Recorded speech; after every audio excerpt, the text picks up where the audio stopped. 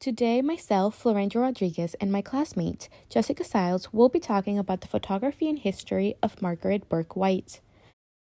Margaret Bourke-White was born on June 14, 1904, in New York. She was an American photographer known for her extensive contributions to photojournalism. Margaret White was the daughter of an engineering designer in the printing industry. She took a photography class first as a hobby, and then, after leaving Cornell University and moving to New York City, she took it on a professional freelance basis. Beginning her career in 1927 as an industrial and architectural photographer, she soon gained a reputation for originality, and in 1929, the publisher Henry Luce hired her for his new Fortune magazine.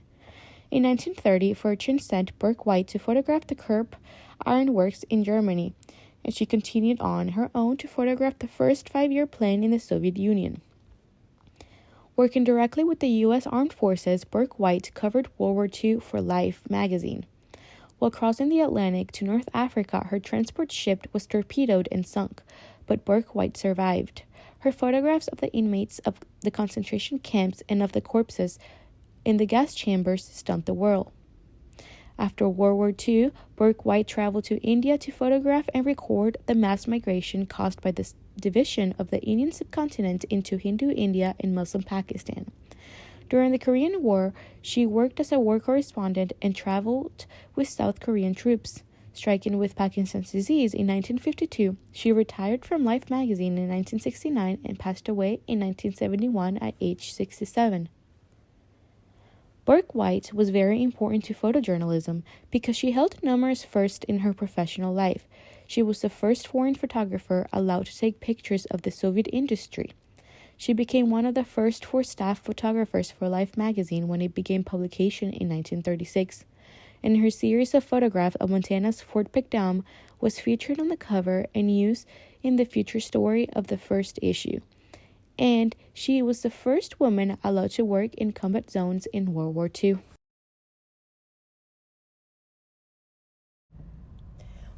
Margaret was known as the woman of firsts.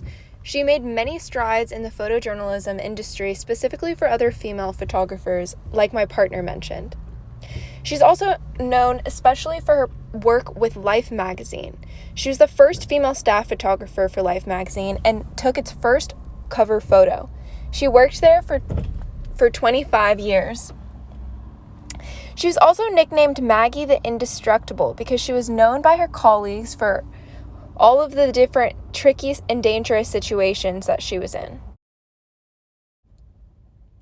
A lot of Margaret's photographs are extremely well known, but two in particular stick out.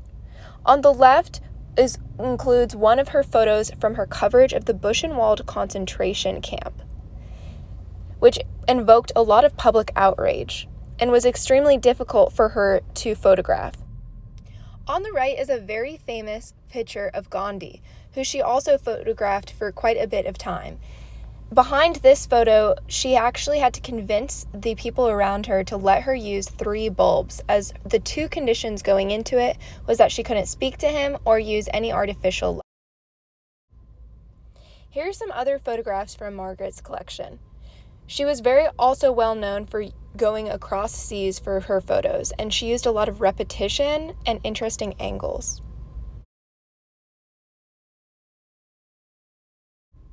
Margaret also mentioned her desire to get behind closed doors and to photograph situations that no one else had before her. Something else I think she did well was capture a lot of faces and emotions in her photographs.